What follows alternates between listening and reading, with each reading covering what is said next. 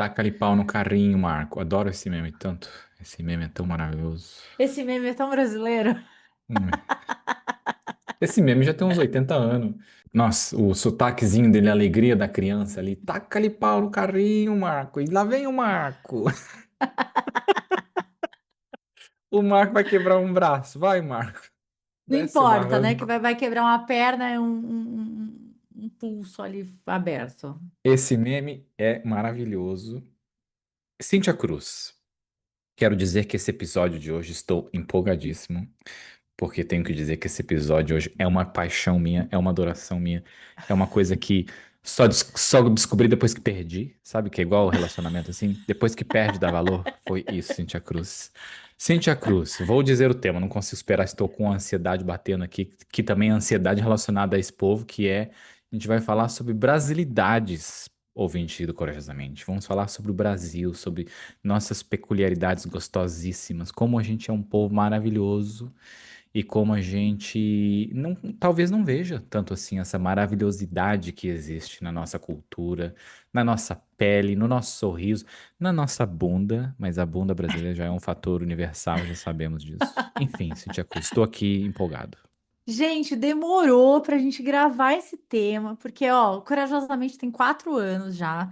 E, cara, nesses 4 anos, de Mauro sempre esteve pelo mundo, morando por aí, cada hora num lugar. Morou uma época no Brasil, sim, mas assim, muito pouco.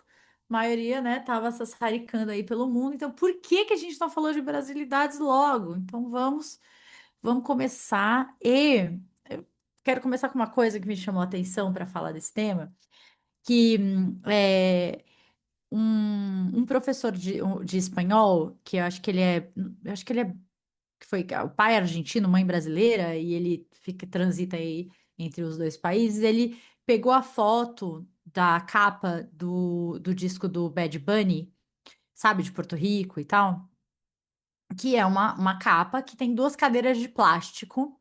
Sabe aquela cadeira de plástico branca, que é um clássico de festa de aniversário no Brasil, de boteco que você vai, sabe aquela cadeira? É E ressecada, aí, né? né, Plástica.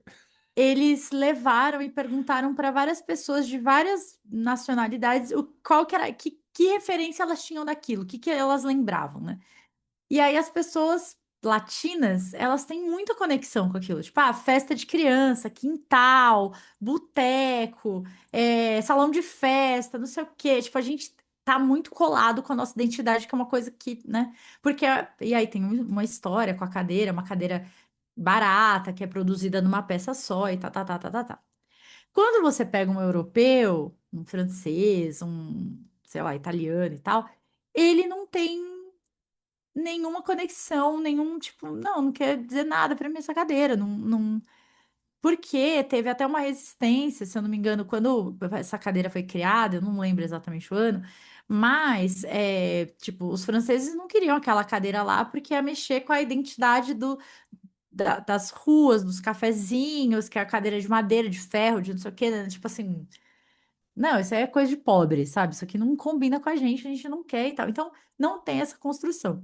Só que tem muitas outras coisas que, para quem é brasileiro, latino, né, assim, pelas colonizações, né, por tudo que a gente teve, que é muito nossa, incluindo a cadeira de plástico. Então, teve isso que me chamou muita atenção essa semana. E teve uma outra coisa que tá rolando a COP30 no Brasil. Tiveram várias coisas, né, sobre a COP30, inclusive o chanceler alemão falando mal do Brasil, né, que não via a hora de ir embora e tal, não sei o quê. Beijo, foi tarde, Não que bom que precisava foi. nem ter vindo, então. Veio para reclamar, por quê? Mas a COP30 foi no Pará e lá tem as chuvas tropicais lá, né, do final do dia, que todo dia chove e tal, e as pessoas, principalmente assim, os norte-americanos, muito chocados com aquela chuva, tipo, meu Deus, tirando foto, filmando e tal. E aí as pessoas começaram a comentar que em muitos lugares, assim, dos Estados Unidos, a chuva não é como a gente conhece. Então, olha que louco, né? A chuva, que é uma coisa rotineira, cotidiana pra gente, sabe esse pé d'água, chuva de verão, né? Em outros lugares não é necessariamente assim, não tem essa chuva desse jeito. Então, eu acho que tem. várias coisas assim que são muito nossas e que a gente não se dá conta. Então, é um pouco nessa linha que a gente vai hoje. Sabe que você começou com esse negócio do clima? Eu acho que podemos começar com o clima, porque o clima brasileiro, que é uma coisa até, eu tenho que dizer que vou dar crédito às várias pessoas que eu fiz uma pesquisa com as pessoas que eu conheço, principalmente as que moram fora do Brasil já há um bom tempo. E vou mandar beijos no final. Então, se você for uma das pessoas que eu fiz pesquisa, o seu beijo estará no final, porque por enquanto só vou roubar o crédito de coisas que você sugeriu. Mas uma das coisas que eu tinha pensado e que me falaram é relacionado ao sol no Brasil. E como a gente não tem noção de como o sol é importante na nossa vida, porque a gente sempre tem sol, né? Tem inverno, tem sol, tem calor, tem sol, tem Não, e outono, não você importa tem a assim, estação do um ano. dia nublado, dois e acabou, Uhum. né? Tipo, daqui a É. pouco a vida volta ao normal com seu solzinho. Quando eu morei na Irlanda, no inverno pesado, eu lembro que eu chegava no trabalho às 9 da manhã, o sol não tava no céu ainda, sabe? Tava só aquele iluminado, assim, que tá aparecendo. Quando tinha, né? Quando não tava nublado. E quando eu saía do trabalho, 5 e pouco, 6 horas, já não tinha sol mais, já tava noite. E aí eu lembro de sensações assim, eu cheguei no trabalho, eu não vi o sol. Aí eu saí do trabalho, eu não vi o sol. Hoje eu não vi sol, não teve sol. Eu cheguei aqui à noite e eu saí daqui de noite. Era uma sensação tão merda dessa de não ver o sol, porque parece que você trabalhou mais, porque parece que você chegou tipo de madrugada, né, que a gente tá acostumado a, vamos, você chegou muito cedo, não tem muito sol. E aí você saiu muito tarde, que não tem sol. E, nossa, como o sol faz uma diferença gigantesca na vida da gente. E a gente não percebe porque a gente tem essa maravilha no Brasil todos os dias, basicamente. E ele vai estar lá. Vai estar chovendo? Vai estar chovendo, mas ele vai estar lá. Vai estar ali. E mesmo assim, com a chuva, quando tá nublado, você tem uma luminosidade. Porque em outros países, quando tá nublado, como o sol tá angulado, o sol não tá em cima, ele tá num ângulo ali, você não tem a luminosidade. Então, quando tá nublado, tá escuro mesmo assim.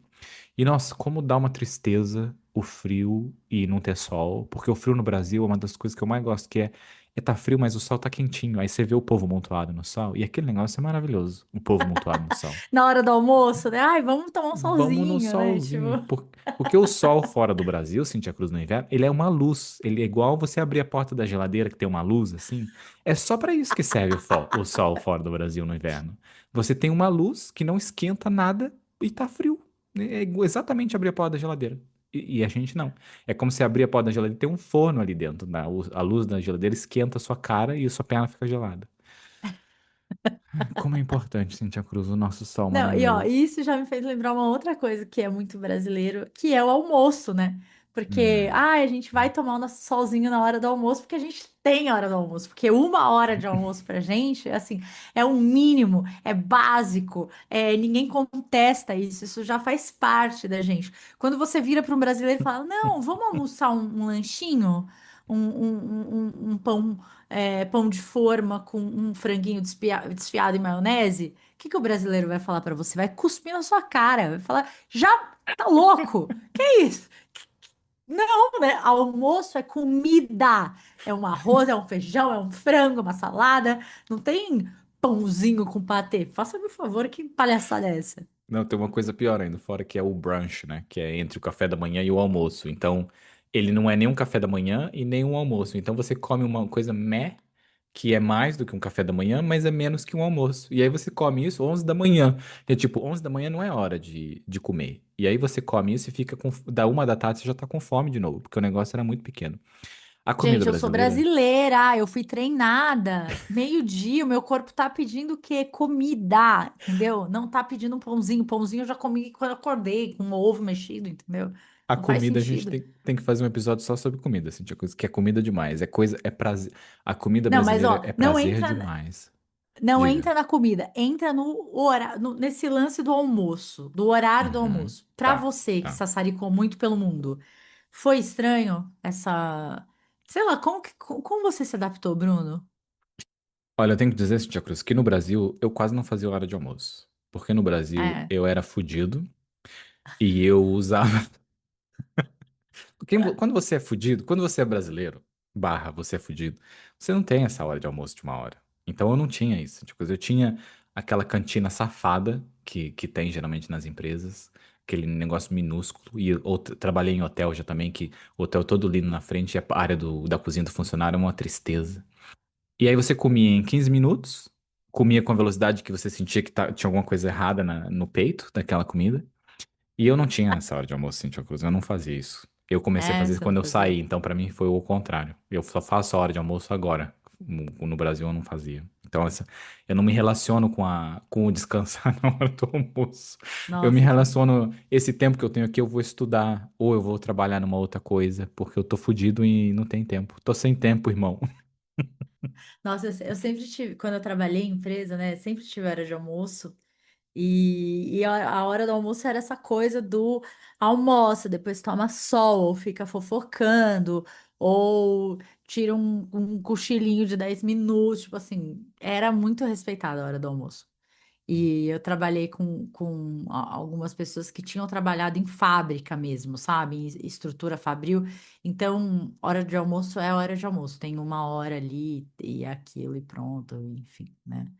É, antes da gente falar de comida, desses detalhes, eu queria puxar uma coisa que eu acho que a gente às vezes esquece também, porque quando a gente fala de identidade nacional, né, identidade brasileira e tal, a gente esquece que Brasil é um país continental e que, de acordo com não só o estado que você mora, mas assim, a região do estado tudo interfere, né? Então, uma pessoa que mora no interior lá do Rio Grande do Sul, ela vai ter um contexto muito diferente, uma criação, uma cultura muito diferente de quem nasce no interior de São Paulo e cresceu no interior de São Paulo, de quem nasceu no interior do Pará.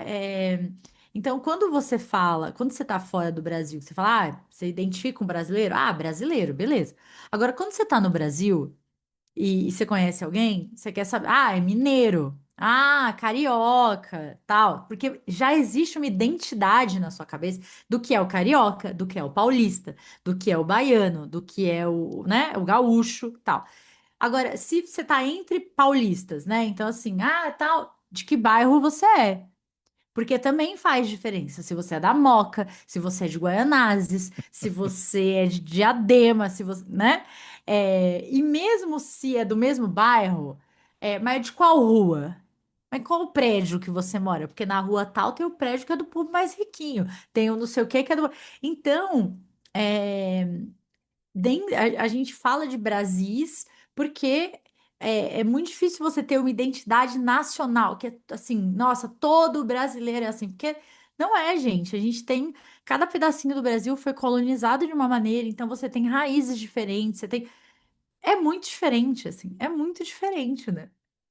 Mas ó, eu vou trazer um ponto que eu tenho mais pra frente desse aqui do Brasilidades, porque esse ponto do ser brasileiro, não importa onde você vá, Cintia Cruz. Quer dizer, importa sim, tem país cuzão que não gosta de brasileiro. Mas 99% das pessoas, quando você fala que você é do Brasil, a pessoa já abre um sorriso, você já vê na cara dela que ela tá mais feliz, só porque tem um brasileiro aqui na minha frente.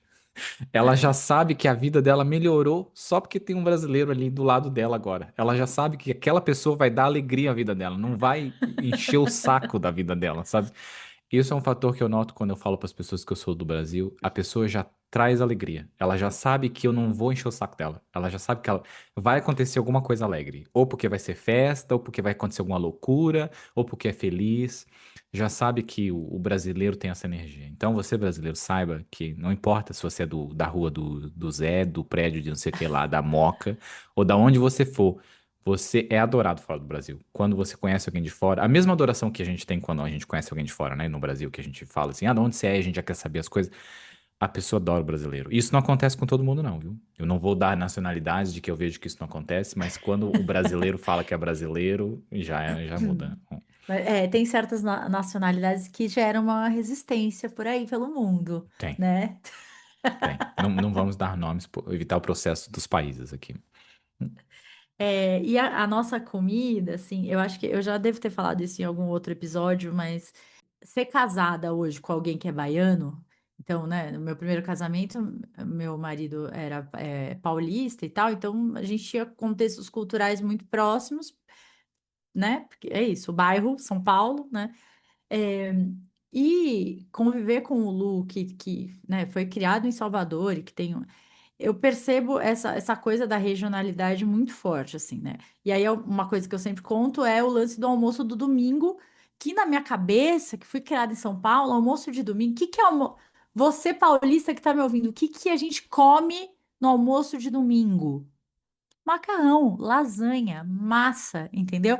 É uma macarronada com frango assado, isso é um clássico, entendeu? Tipo, comida de domingo é massa, fim, acabou. E aí, isso na minha cabeça era uma coisa o quê? Do brasileiro, porque o paulista, ele sempre acha que o Brasil e São Paulo é a mesma coisa, né? É só uma Tem extensão. feijoada quarta-feira, dia de feijoada no Brasil todo. Quarta-feira, exatamente. Quarta-feira é dia de feijoada no Brasil inteiro, pro paulista, né? Sexta-feira é dia de comer peixe. É assim que a gente acha que o resto do Brasil funciona. E aí o Luar, porque a gente almoçava na casa da minha avó todo domingo. Eu, ai, que legal. E a macarronada dela era boa? Porque a macarronada da minha avó era maravilhosa. Aí ele, macarronada? Não, não lembro. Não lembro. Vocês almoçavam lá todo domingo. Ele, não, mas não comia macarrão de domingo. Eu, oi? Como assim? Não comia macarrão de domingo? Não, comia normal, arroz, feijão. Não, fiquei chocada. Mas, gente, é óbvio, né? Porque aqui em São Paulo, como a gente teve esse lance, né, da migração dos italianos e tal, então isso vem daí, né? Então, sei lá, minha avó era italiana, tipo, é, os restaurantes, né, as cantinas em São Paulo. Então, que é muito diferente do que rola em Salvador. E aí eu falei, cara, é isso, né? Que mania que a gente tem de achar que o resto do Brasil é assim, porque não é, né? Inclusive, para você que não é de Salvador, saiba que em Salvador você só vai comer acarajé, muqueca e tal, assim, no restaurante, tipo, num quilo, na sexta-feira, porque sexta-feira em Salvador que é o dia de comida baiana, entendeu? Então vocês podem ficar chocados, mas não, eles não comem acarajé todo dia no almoço e na janta, eles não comem moqueca todo dia. É sexta-feira o dia de comida baiana, comida oficial, Eu sabe? estou chocado que toda novela que eu via só tinha acarajé quando mostrava Salvador. Né? Não, e E assim, eu a achei pessoa que era só comendo isso que eles acarajé comiam, não comia tomando nem água, pão. água de coco, né? Que não faz o menor sentido, porque eu nunca vi um baiano Meu Deus. tomar água de coco comendo acarajé, enfim. É, Cíntia, mas, mas a comida, né? você quer. Vamos fazer um episódio de comida, Cíntia, senão a gente vai ficar aqui só falando de comida. Vamos fazer um separado de comida. Vamos manter o foco aqui. Talvez a hora do almoço Mas você já está com fome. eu trouxe a comida porque eu acho que essa coisa do hábito alimentar e das coisas que a gente come também fala muito sobre a nossa cultura, né? A coisa de parar para tomar o café à tarde, de jantar e todo mundo para mesa, de não ficar comendo lanchinho e tal, né? O brasileiro, ele tem uma a gente tem uma conexão muito com essa coisa de preparar a comida, de ter refeição mesmo, né? A gente não janta, a gente não almoça pãozinho, é uma coisa do mas por quê, né? Porque a gente é uma massa de trabalho, né? Assim, se você trabalha, se você faz trabalho braçal, você não vai almoçar um lanchinho. Você precisa comer de verdade. Então também tem uma coisa da nossa construção histórica, né? Assim, desse lance de comer no meio-dia certinho, né? Você trabalhou durante 4 horas, 5 horas a manhã inteira, você precisa se alimentar. Então, tem uma construção histórica, né? É por isso até que quando a gente fala quando você faz um prato muito grande, é um prato de pedreiro, né? Que é um prato braçal. É um prato realmente de quem vai trabalhar forte, pesado. O café da manhã que você vai comer pão. Em vários lugares não comem pão no café da manhã, alguma coisa leve. Eu mesmo tomo café muito leve de manhã. Mas lembro no E, Brasil de comer pão, e pão na chapa e tudo mais, comia 2, 3 pães no café da manhã. dependendo também da região aqui do Brasil, o café da manhã, ele tem mandioca, ele tem, tipo, mandioca cozida, ele tem coisas que vão te dar a sustância ali para você aguentar a manhã toda e tal. Então, tem essa questão, cultural e regional muito forte, né? Inclusive, fica a dica aí pro café da manhã da Bahia, que é maravilhoso, meu Deus. Cíntia, quero manter ainda na beirada desse tema de comida que eu queria trazer relacionado a famílias e festas, Cíntia Cruz, de como o brasileiro traz. A gente tem um episódio sobre celebrações aqui também, de como são importantes, mas não é tão focado nesse ponto de que Cintia Cruz, quando eu estou no Brasil, é meu aniversário, Cintia Cruz, eu sei que eu vou alugar uma chácara que vai ter piscina e vai ter gente e vai ter bebida e vai ter comida e o povo vai trazer colchão e a gente vai dormir lá. E isso tem no Brasil, Cintia Cruz, que isso eu não vi fora do Brasil desse jeito. Outros países latinos, com certeza, não vou excluir, mas Europa, Estados Unidos, essa festa do Brasil, Cintia Cruz, do aniversário, do Réveillon, que vai todo mundo. O Réveillon começa que já é calor, Natal e calor, que nunca fez sentido uma Calical que lá não esqueceram de mim, naquela neve, o povo triste com frio. Tipo, não, a gente tá de chinelo na festa, na piscina. É isso que é o nosso Natal. Mas as nossas festas, celebrações, a família que vem. Não importa que a família se odeia, que tem aquele povo que vai vir, vai falar merda e todo mundo vai odiar aquela pessoa que sempre odeia. A pessoa vai vir, vai ter a festa com aquela pessoa, vai existir esse negócio. E como a gente é acolhedor nesse negócio de festa e família. Se a gente traz alguém, não sei quem, o namorado ou a namorada, a primeira vez que está conhecendo a pessoa, já vai conhecer a família de verdade. Você já sabe que você vai preparado, porque vão te fazer 1 milhão de perguntas, você vai se sentir constrangido, e já vão descobrir ali se a família inteira gosta de você ou se não gosta de você naquele momento, naquela festa que está acontecendo. Né, e como também a família, assim, os grupos, né, se esforçam para acolher pessoas novas, pessoas diferentes. Eu acho que o brasileiro ele cria festa muito rápido com pouca coisa. Você não precisa ter grandes coisas. Ah, você tem 2 pacotes de Doritos, cerveja, uma Coca e, sei lá, mandou comprar umas coxinhas no boteco, você já tem uma festa, já tá pronto, Um entendeu? baralho. Sabe? Não precisa de muita coisa. Eu não sei o quão também, né? Eu acho que eu vou sempre falar do meu recorte bairrista de onde eu cresci, morei e tal. Mas assim, eu tinha amigos que, cara, a gente tá sem dinheiro, não tem dinheiro para fazer churrasco. Ah, mas eu tenho linguiça em casa. Eu também, não sei o quê. Fez um churrasco só de linguiça, pão.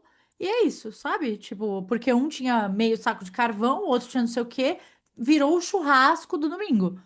Maravilhoso, amamos. Colocou música, tava ótimo, virou uma festa.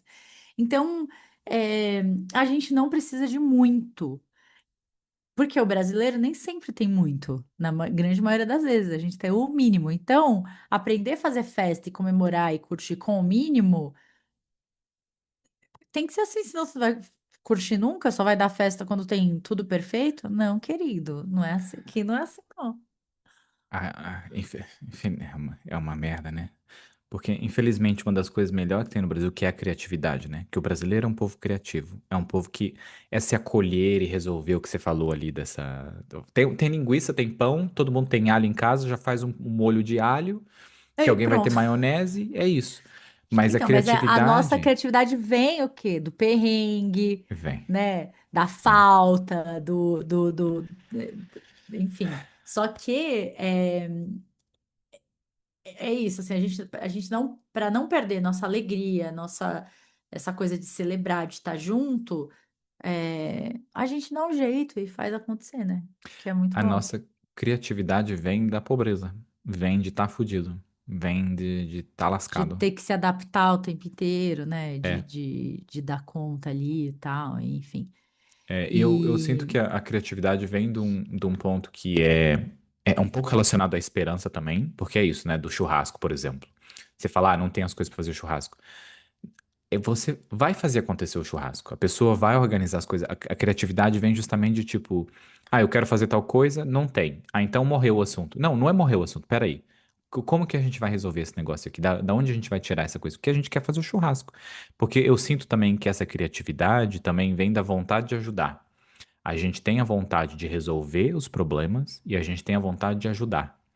E eu sinto isso num assunto relacionado, eu não quero fugir da criatividade, mas eu sinto que é um exemplo muito forte pra mim, que é, se você for pedir ajuda pra alguém na rua, tipo, aonde fica não sei o quê? Aonde que eu acho tal coisa? No trabalho, alguma coisa assim.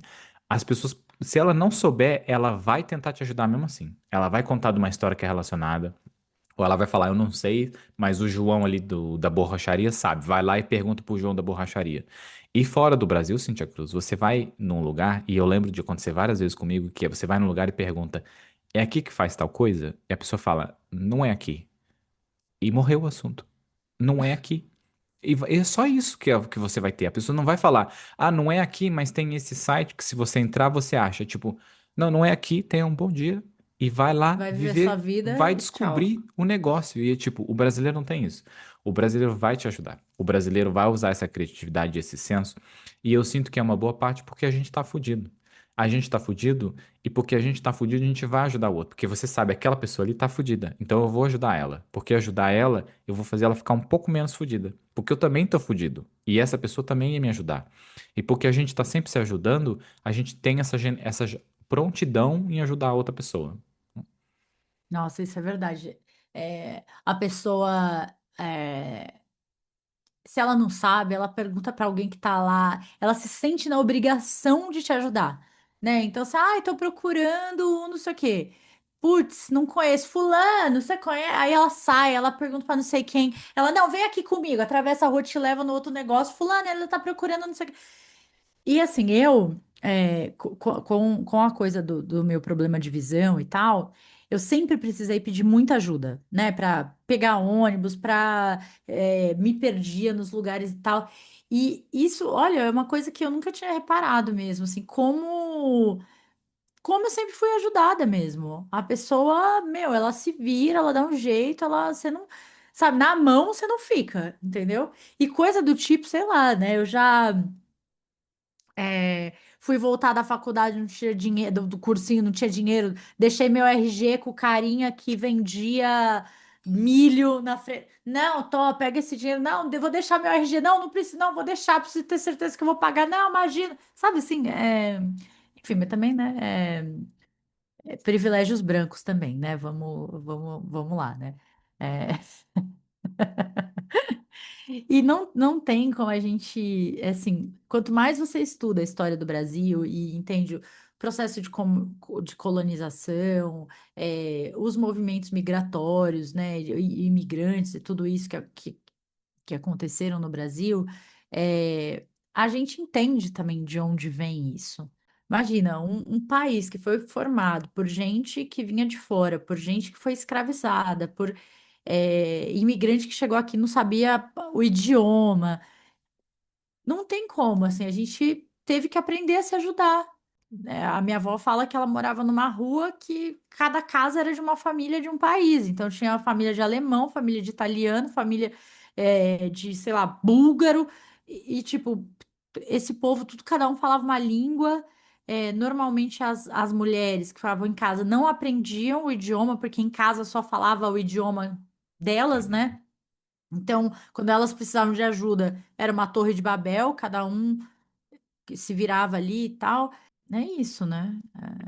Essa é a nossa história. Você trouxe esse fator, eu acho super interessante porque a gente já sabe, né, que o imigrante é uma pessoa dedicada. A pessoa, quando vai para um outro país, não é a pessoa acomodada.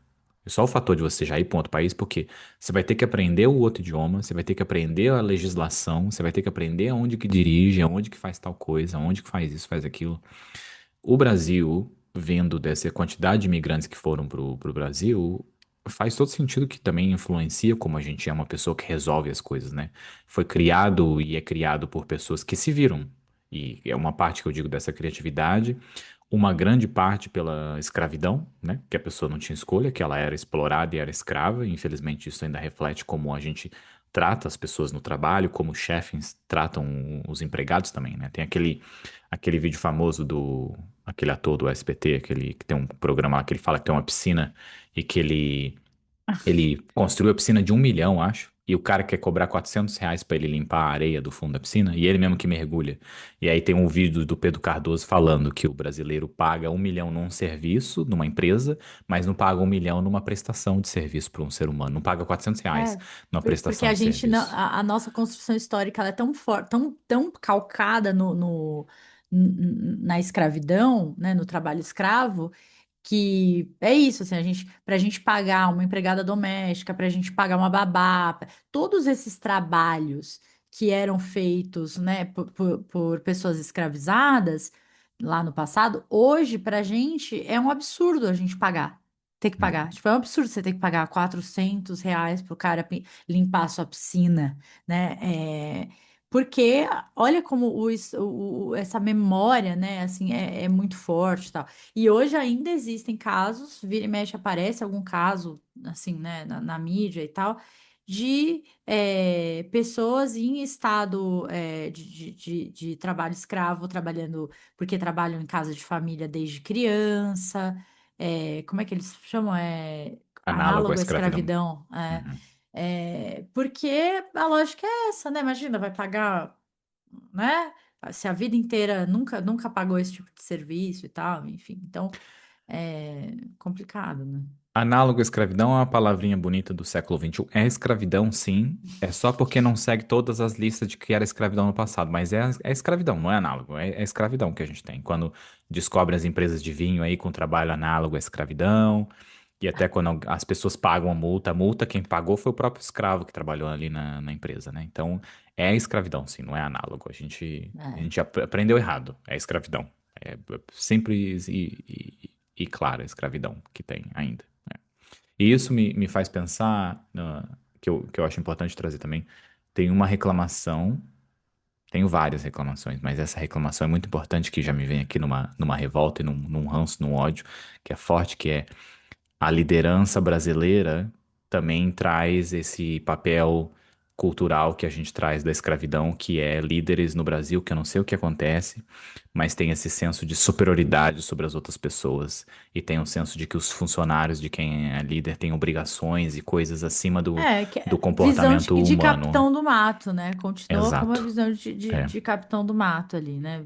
Que a maioria da liderança no Brasil é um bando de arrombado, porque tem essa visão de escravo, de que é o senhor, e de que os funcionários, se você não tá feliz, arruma outra pessoa que vai trabalhar aqui e fazer as coisas, e prioriza muito mais isso do que o ser humano, porque o principal é o ser humano que tá ali do outro lado. E tem uma coisa que é o que me dá raiva dessa liderança no Brasil, que não é toda, mas é uma grande parte da liderança, que é esse arrombado, que o povo brasileiro é um povo trabalhador do caramba. O povo brasileiro trabalha para um caramba. A gente é dedicado, é esforçado. Esse ponto que você trouxe do que imigrantes foram para o Brasil, de como a gente teve essa escravidão. A gente trabalha para um caramba. A gente é dedicado para um caramba. E a sociedade, enfim, né? É uma revolta. E só queria dizer isso, que o povo brasileiro trabalha demais, trabalha bem. Tem até um ponto que um amigo trouxe, que o Alan trouxe, que o brasileiro tem senso de urgência. Eu discordo e concordo mais ou menos nisso, que o brasileiro quer tudo para ontem, mas isso é um outro fator, mas o como que o brasileiro é dedicado, sabe? Não deixa as coisas só para amanhã. Tem que fazer, vai fazer. Vai fazer porque se não fizer, ninguém vai fazer. Não tem isso. Se É, você não fizer, você não vai ter. Então tem que fazer. eu pedi, né? Eu tenho algumas pacientes, por coincidência, todas mulheres, que moram fora do Brasil, algumas há muito tempo, assim, né? No mesmo país, outras que são nômades e tal, enfim. E aí eu perguntei para elas o que que elas sentem que é muito do brasileiro, o que elas reconhecem como sendo do brasileiro, né? E esse lance inclusive, meninas, obrigada, tá? Pela ajuda, vocês são maravilhosas. Essa postura voltada para resolução, né? Ou senso de urgência, como ele chamou, é uma coisa que apareceu muito, de que o brasileiro ele tem uma coisa de que ele resolve. Sabe assim, eu dou um jeito, eu me viro, eu faço acontecer e tal. Então, eu não sei se é o senso de urgência ou se é essa resolutividade e tal, que é muito do brasileiro, isso apareceu, quase todas falaram sobre isso. Falaram da comida, é claro, né, que não, a diversidade, né, que a gente tem é um negócio muito surreal enfim, não dá para, não tem no mundo. E teve mais uma coisa, que foi a noção de comunidade, de criar essa conexão instantânea, que eu acho que vem muito nisso que você está falando da pessoa abrir um sorriso quando conhece o brasileiro, porque sabe que ele vai ser querido, porque a gente faz de tudo para ajudar, porque é uma coisa nossa. Então, isso cria um senso de comunidade muito rápido e isso se cria de um jeito muito forte, né? Eu sinto isso aqui estando no Brasil, imagina para quem mora fora, né? Nesse ponto, eu queria trazer um ponto anterior que me vem à cabeça, que é um ponto que é dito no Brasil, antes da gente mudar de tópico ainda nesse tema. Que eu lembro quando eu era mais novo, eu ouvia um discurso que falava que um dos problemas do Brasil é que o Brasil não teve guerra. Então o Brasil não sofreu como outros países sofreram, né? E eu acho importante trazer, porque o Ah, não, Brasil. claro que não, mas o Brasil não. Amores, o Brasil está em guerra. O Brasil teve guerra. o Brasil está em guerra, mas fora esse ponto, eu acho que o importante de dizer aqui que eu aprendi, e ainda bem que a gente aprende, que a gente evolui e aprende, que o Brasil é uma cultura jovem, é uma cultura que não tem muito tempo. Quando a gente olha culturas europeias, cultura asiática está aqui há trocentos mil anos. Está aqui há mais tempo do que vários Jesus junto que tem a cultura. Então, o Brasil tem o quê? Descoberto 500 anos. E muito pouco, se a gente pensar ainda da descoberta, que nem era um país ainda, estava se formando. 500 anos não é nada numa formação. E a maior parte dessa formação é escravidão. Começou com a escravidão e tem escravidão até hoje. Um dos maiores problemas do Brasil não é não ter guerra, é a escravidão. E a gente vem da escravidão, a gente mantém a escravidão e a gente mantém o senso de escravidão. Esse é um dos maiores problemas que a gente tem. A gente não dá valor ao próprio povo que pertence a gente. Ah, eu acho até uma coisa que eu estava refletindo nesse tempo que é o que outros países têm que é positivo, mas também extremamente negativo, é a nacionalidade. As pessoas têm a nacionalidade local, então elas são orgulhosas daquela bandeira, elas são orgulhosas daquele país.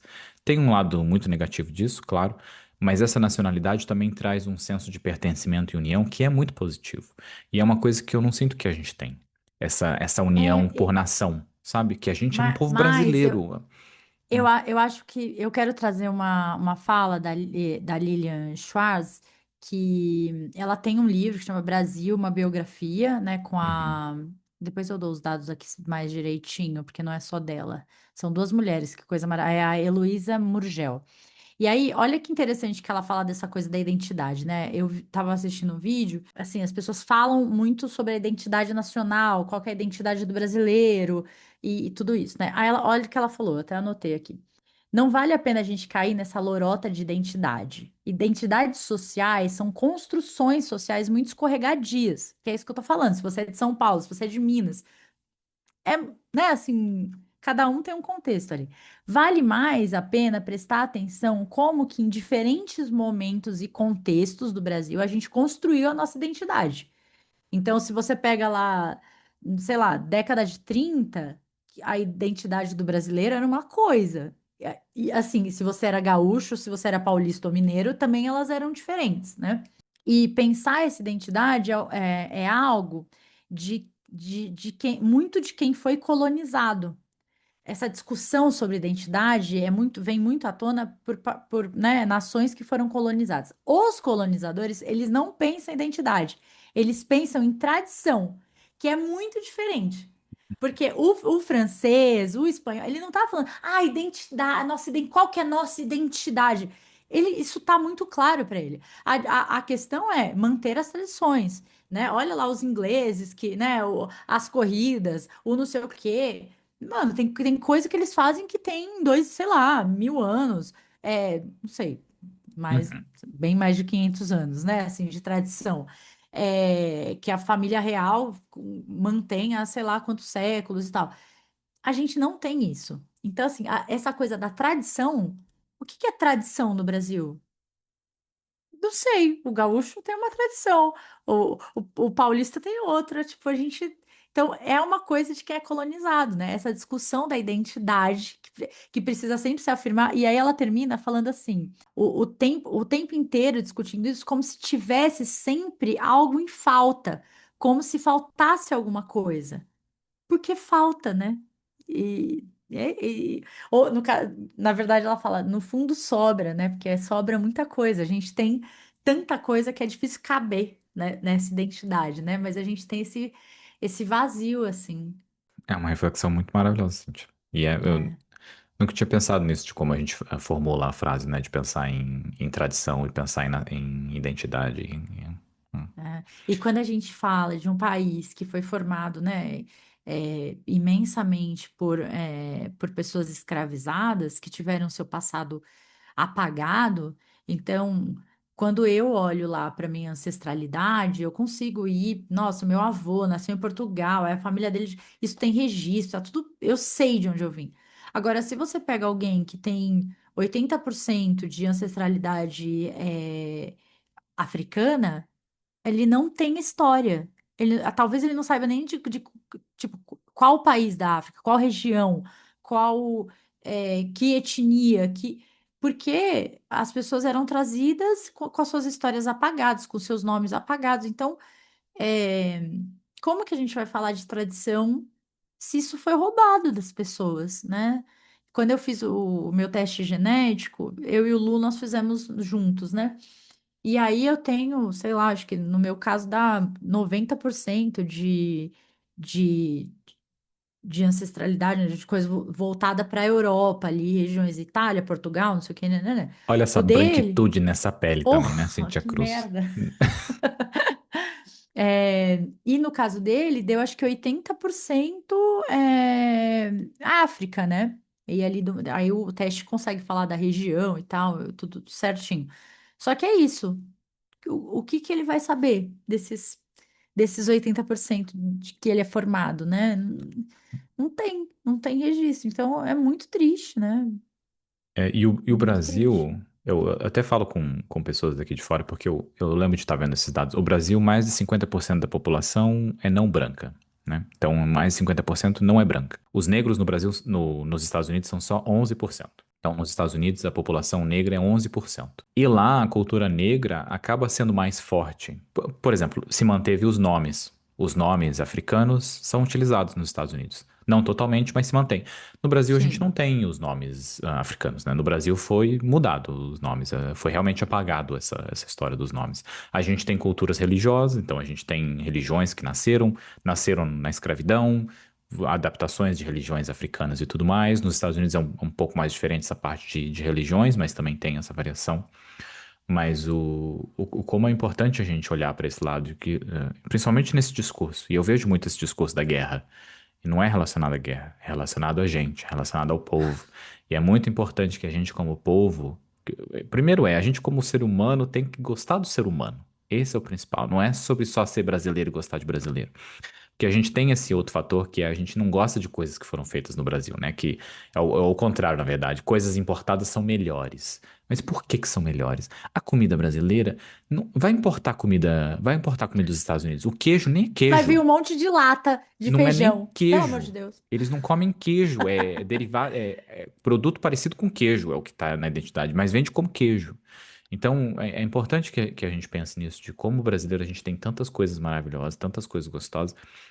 E eu queria trazer um ponto aqui, Cintia Cruz, que estava no começo, mas a gente acabou falando de tanta coisa que eu não consegui trazer, que é Ah. outro tema. Você quer ainda trazer alguma coisa relacionada a isso, dessa parte? Que é um Não, eu outro ainda tenho tópico. coisas para falar, mas tem outros Tá. tópicos. Tá, Pode, mas pode posso entrar. mudar de tópico, né? Isso que era o meu Pode, ponto, pode. tá? Porque eu queria falar sobre as relações pessoais que nós temos, Cintia Cruz. Porque esse fator. Olha a animação, olha a animação. Ai, As relações, Cintia Cruz. O brasileiro, vou até falar mais perto do microfone aqui. O brasileiro transpira sexualidade. O brasileiro transpira conexões humanas. O brasileiro transpira o toque, o abraço, o beijo. O brasileiro não. Ele não tem esse negócio de que, tipo, não sei, não tenho certeza quantas emoções. As emoções do brasileiro estão saindo na pele, assim. Sabe o asfalto no sol, que tá a fumacinha saindo, que você olha? A emoção e o brasileiro tá assim, tá saindo da pele do brasileiro. Isso é mas e os maravilhoso. italianos, os espanhóis? Você não sente que também tem um pouco disso? Como brasileiro, não. Como brasileiro, não. Tá. Eu já saí com espanholas, já saí com italianas, mas não tem. É muito similar, vou dizer, o povo latino tem similaridade nesse transpirar. Então, o mexicano também tem transpira essa parte como nós também. Mas o italiano também transpira sexualidade, o espanhol também, então existe uma conexão. Mas o que eu sinto do brasileiro, o que eu sinto do brasileiro é, por exemplo, eu tenho um exemplo que sempre vem na minha mente, que é, tava num parque, num verão, e tava cheio de gente, tava na Irlanda. E eu lembro assim que tinha povo, tipo, uma pessoa deitada no colo da outra, e eu pensei, será que essa pessoa é amigo ou será que é namorado? Quando eu olhava, assim, continuava na pesquisa que eu estava fazendo mentalmente ali, tirada do meu próprio momento, né, sem base fundamental nem na ciência, eu via duas pessoas que eu falava, aquelas duas pessoas ali vão se comer. E eu sei porque elas não são daqui. Elas vão se comer, elas estão falando do jeito que elas estão se comendo já. O olhar delas, o jeito do corpo, o jeito de falar. Aquela pessoa sabia, ou é um relacionamento já que eles estão, ou eles vão se comer logo logo, ou já estão se comendo. Enquanto o europeu eu via e falava, esse aqui eu não sei se está se comendo, se vai se comer ou se já comeu alguém, porque eu nem sei se passou esse fator aqui. Então, a sexualidade. É. Nossa, Cintia Cruz. Por exemplo, o Tinder no Brasil. Eu tava um pouco tempo atrás, conheci umas pessoas novas que são amigas da minha namorada. Eu tava falando, o Tinder no Brasil você instala. Você quer sair com alguém, você sai com alguém. A pessoa não tem esse, mas tem que pensar. Não, a gente tem dois adultos, e os dois adultos querem sair tomar um café, eles vão sair tomar café. Não é só sobre sair transar, é sair tomar café. Porque fora do Brasil tem um ritual que é, você não vai sair no começo assim pra tomar café, porque você não pode tomar café no começo. Você tem que fazer não sei o que primeiro, aí você tem que descobrir não sei o que. Não, o brasileiro quer sair pra ir no motel primeiro, ele vai. O brasileiro quer sair pra tomar um café, ele vai. E não tem esse negócio de você precisa fazer tal coisa antes. O ritual do brasileiro é: você quer, você faz. Tem um vídeo da Juju sobre joguinho que é maravilhoso sobre isso. E eu sinto que o brasileiro faz pouco joguinho comparado a fora do Brasil. O joguinho do brasileiro é tipo: você quer fazer, você faz. Se você não quer fazer, vai achar alguém também que não quer fazer, porque eu tô sem tempo. Não, não tem tempo pra isso. É aquele tô sem tempo, irmão. É a mesma coisa. Eu terminei meu raciocínio aqui. É, não, eu ia falar que eu acho que isso não tem a ver com essa coisa da hipersexualização das brasileiras, né? Não é isso que a gente está falando, mas está falando de como a gente, enquanto povo e tal, a gente tem essa coisa mais carnal, mais física mesmo. E não é só nos relacionamentos amorosos, e é com os amigos, né? Assim, a gente tem uma liberdade corporal que eu acho que é diferente, assim, até. E aí, eu acho que isso se expande em como a gente também se comporta, socialmente. A coisa de falar alto, de ser espaçoso, porque a gente tá no mundo, né, queridos? A gente não tá pedindo desculpa pro mundo, porque, nossa, deixa eu usar o mínimo de espaço possível, porque, né, desculpa, mundo, por eu estar aqui. Não, a gente então, assim, soa como falta de educação em muitas outras culturas? Muitas vezes sim, né? Porque é isso, a gente é beijoqueiro, vai dar um puta beijo no namorado no meio do restaurante, vai, né, enfim. Mas é o nosso jeitinho. A gente, a gente ocupa o nosso espaço. E não de uma forma total, né? Porque todo mundo vai ter suas limitações, mas a gente fala de emoções, a gente quer saber de emoções, a gente, sim, tem medo de falar, oculta às vezes, sim, mas esse espaço que a gente ocupa, o demonstrar o afeto, o abraçar, o tocar, demonstrações de presentes e tudo mais, demonstrações em públicos, essas demonstrações, esse ocupar espaço, a gente tem isso. A gente fala mais alto, por exemplo, é um fator que é um fator que sim, você ocupa o seu espaço. Você atrapalha outros, atrapalha, mas você está ocupando seu espaço. É um fator ali que não precisa abaixa sua voz, que aqui tem que falar baixinho, tipo, eu falo do jeito que eu quiser. É espaçoso. É o quê? Isso é espaçoso, mas é importante porque, por exemplo, eu tenho um exemplo aqui da Alemanha. A Alemanha tem regras. A Alemanha tem muitas regras. E o que que a regra faz? A regra castra. A regra limita a gente. E isso eu sempre trago como exemplo, que eu acho maravilhoso, que é a criança. A criança é um ser que existe. A criança simplesmente existe. A criança quer sentar no barro, ela vai sentar, porque ela não está sentando no barro. Ela viu um negócio aqui, eu vou sentar e vou tocar nesse negócio, porque sentar é mais confortável do que ficar de pé tocando nesse negócio. Tá sujo, tipo, não é sobre tá sujo. A criança explora o mundo. E eu sinto que o brasileiro mantém esse explorar maior. E eu acho que o alemão perdeu muito esse explorar. Porque, por exemplo, na Alemanha não pode fazer barulho no domingo. Então, no domingo você não pode lavar roupa. Porque lavar roupa faz barulho. E se você fizer Você barulho não no pode fazer seu domingo, churrasco barulhento no domingo. vão chamar a polícia, Cintia Cruz. E a polícia vai vir e vai fazer você ficar quieto. Então imagina isso. Porque também é uma sociedade diferente, né? Não é só sobre isso, são outros padrões, né? São problemas diferentes que existem. O brasileiro trabalhou de segunda a sábado. Ele vai ter o domingo para fazer o churrasco dele. Eu odeio que o vizinho vai ouvir a música alta. Eu odeio. Mas o brasileiro tá fudido. Então ele vai ouvir a música dele porque ele tá fudido. E vai fazer o quê? Vai ouvir a música dele. E vai fazer o churrasco dele.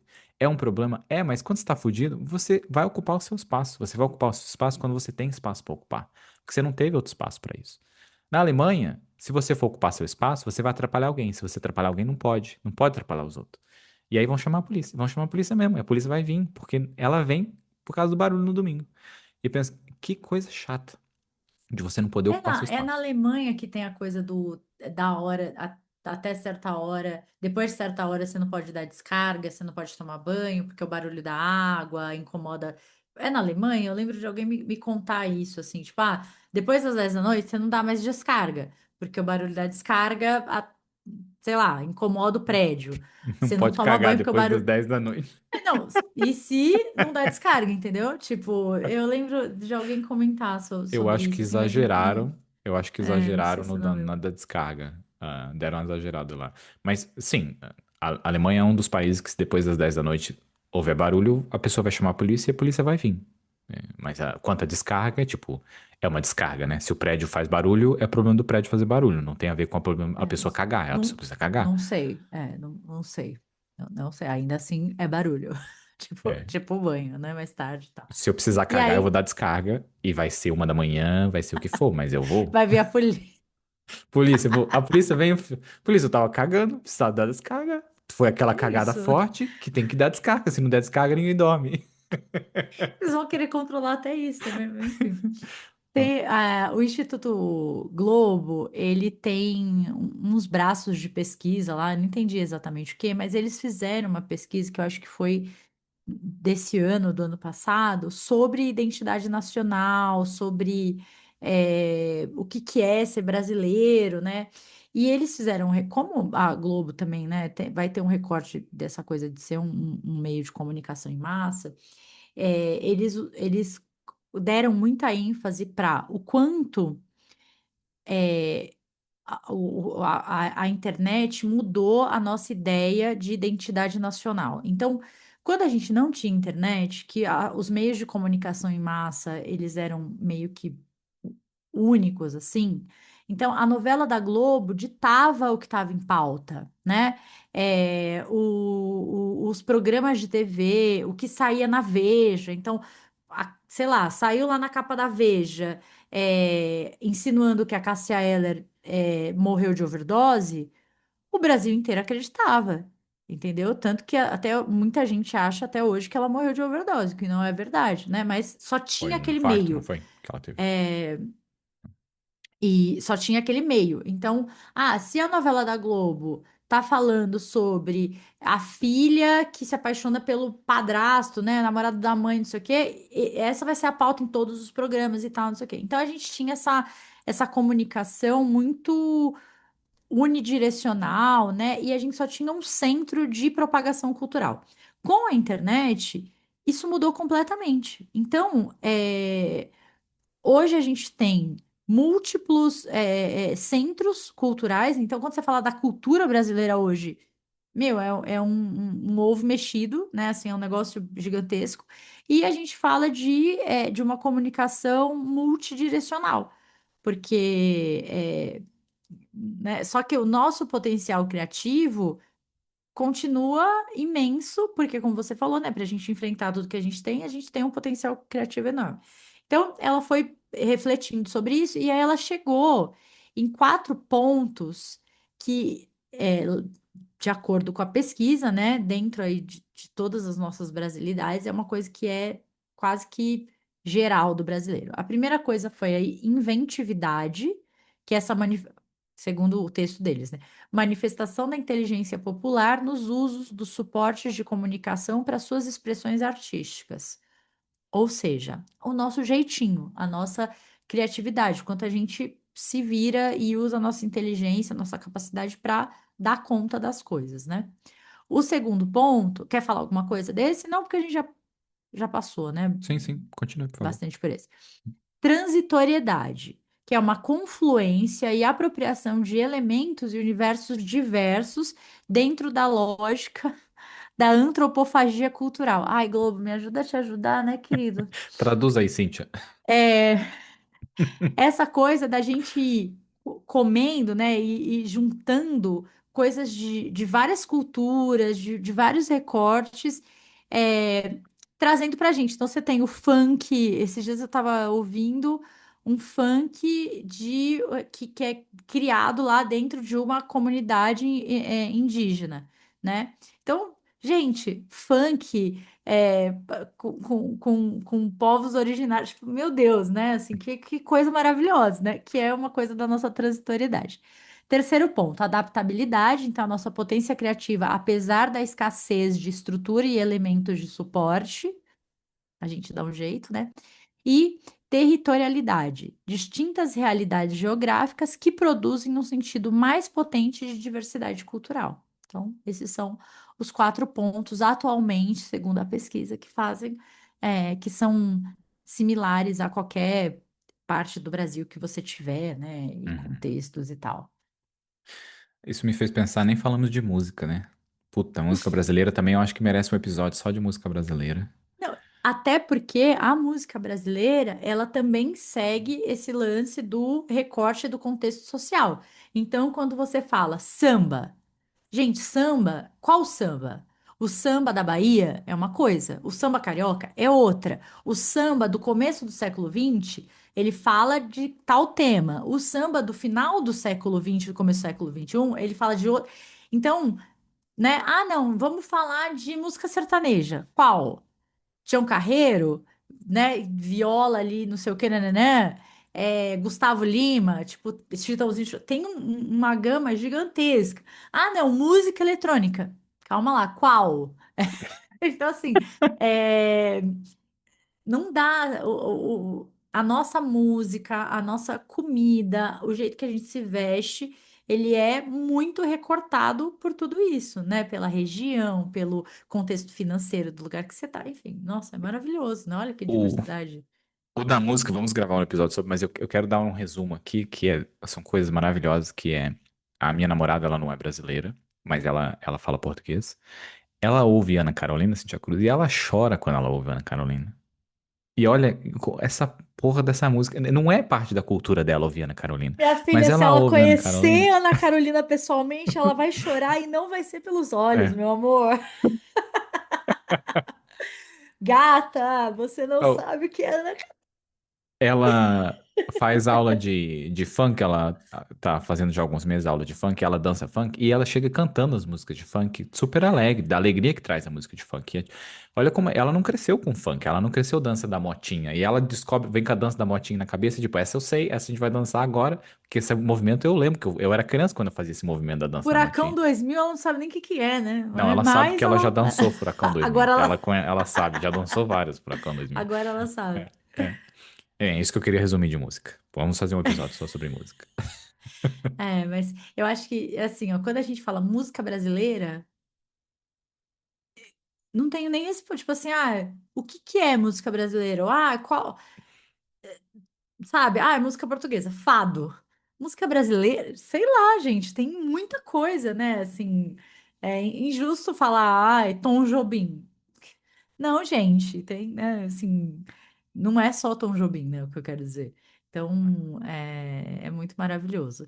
E eu até queria falar um pouco sobre, quando a gente pensa no nosso dia, então, assim, né, você acorda e você vai preparar seu café, você vai escovar o dente de manhã, que é uma coisa muito do brasileiro, né? O brasileiro escova o dente o quê?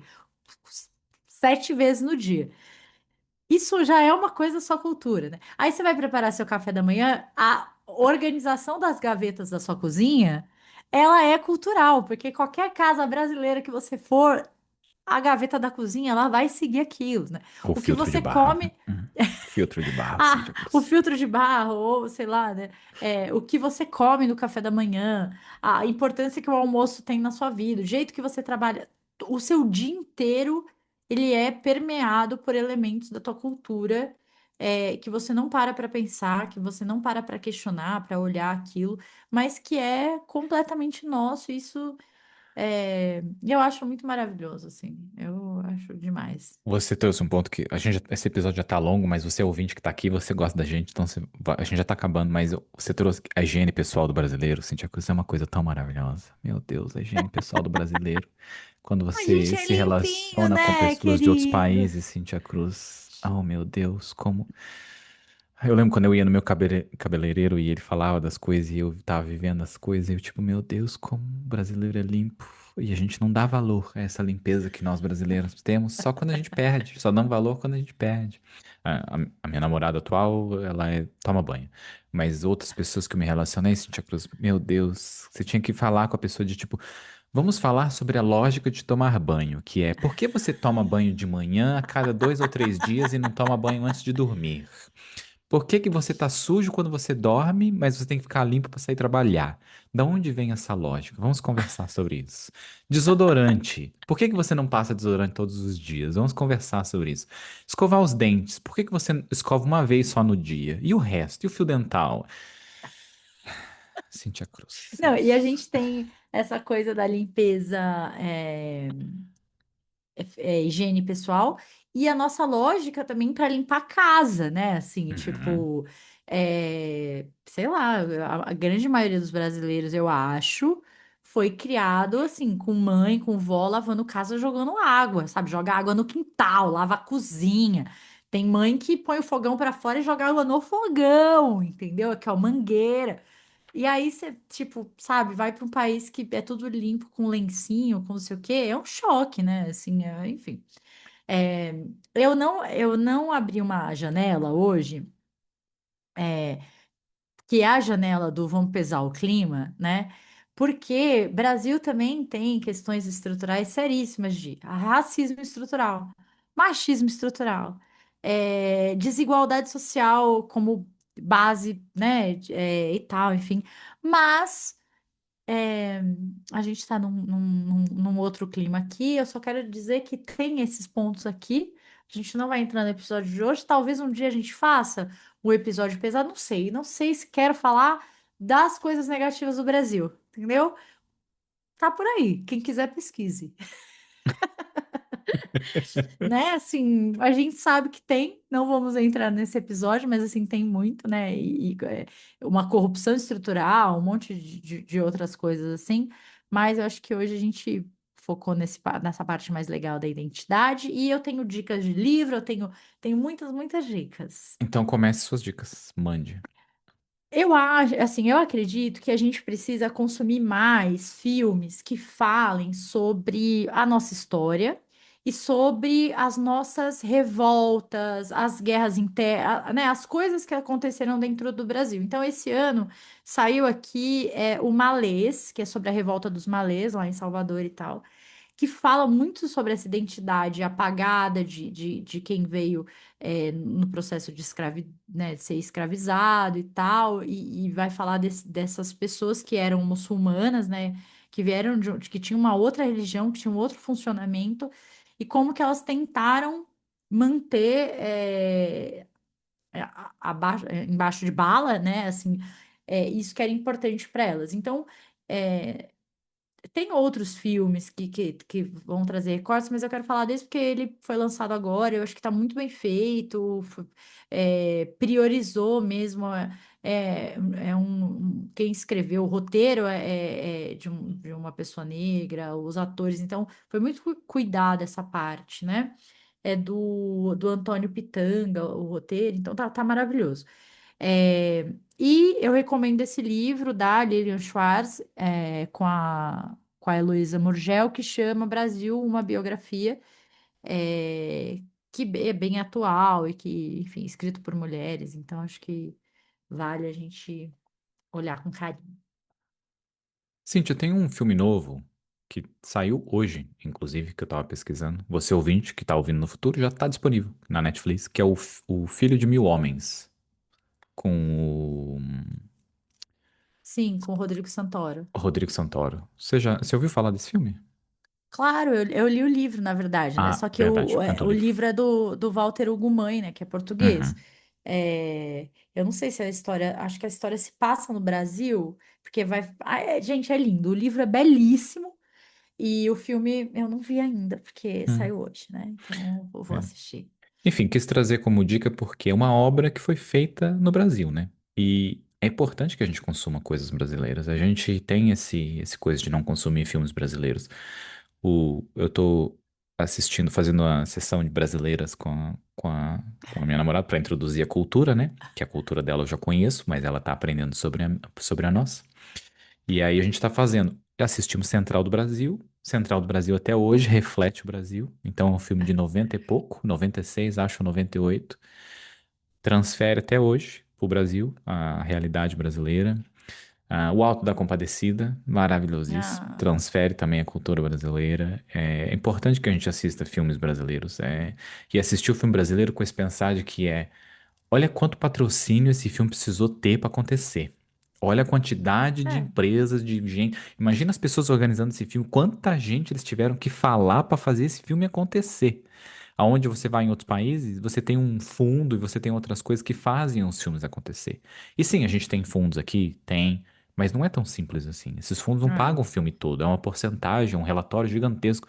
Então pense assim, filmes brasileiros quando são feitos é um trabalho gigantesco, porque não é só o trabalho de fazer o filme, é o trabalho de conseguir dinheiro para fazer esse filme. E quantidade de burocracia e tudo mais para distribuir, fazer né, e tal, enfim. distribuição. Ah, tem, ó, tem o agente secreto que tá fora, que saiu, né, e que tá fora do eixo Rio-São Paulo, porque eu também acho Uhum, legal a gente, né, esses filmes que estão fora. Eu comecei a assistir uma série essa semana que chama Máscaras de Oxigênio Não Cairão Automaticamente, que vai falar, mas aí é eixo Rio-São Paulo, mas que vai falar ali sobre o começo do surto de HIV na década de final de 80, começo de 90, que é um período histórico mais recente, mais importante. Mas o que eu acho que tem que ficar, assim, que eu queria deixar de dica é esses filmes que falam de um Brasil mais colonial, dessa coisa da base ali, de como o Brasil começou, eu acho que faz com que a gente enxergue, entenda muito do nosso presente. Eu acho muito legal, assim, quando, né? Então, não vou dar dica de nenhum específico, porque tem vários e tal, acho que vale aí, tem muitos. uhum. Sim, É isso? sim, é isso. Ai, gente, obrigada. Se você gostou do episódio, avalie a gente, deixe comentários. Temos lido, estamos adorando cada comentário lindo, incrível, de gente que está ouvindo a gente pela primeira vez, que está se emocionando com os episódios. É, e a gente fica muito feliz quando vocês comentam e a gente percebe que tem essa identificação, assim. É muito legal saber que a gente está conectado, né, Uhum. com temas que são importantes para vocês. E a gente tem o nosso Instagram, Corajosamente Podcast, você pode ir lá, mandar um oi. É, Demauro olha pessoalmente as mensagens, viu? Olha, Só olha, fica a dica. respondo todas, tento responder rápido, mas ando muito ocupado, então não respondi as últimas, mas responderemos e mando sempre para Cintia também quando a gente recebe mensagem. Eu E vejo. queria mandar um beijo especial para as pessoas que contribuíram para esse episódio com reclamações ou pontos positivos, que foram Bruno, Elvis, Paula, Diego e Alan. Vocês que mandaram Ah, respostinhas, mandaram áudio. Nossa, mandaram tanto áudio, eu pensando, eu pedi, né? E eu vou ouvir os podcasts agora que a gente foi recebendo aqui. Mas gente, que é. queridos, obrigada, pessoal, pelos podcasts para o Demauro. E- Eu vou agradecer de maneira geral aos meus pacientes, não posso citar os nomes, né, Uhum, por questão de sigilo, mas elas sabem, maravilhosas, nos escutam e apoiam o nosso trabalho. Olha que lindas. É isso, gente. Vamos lá? Obrigada. Um um beijo. beijo. Tchau, tchau.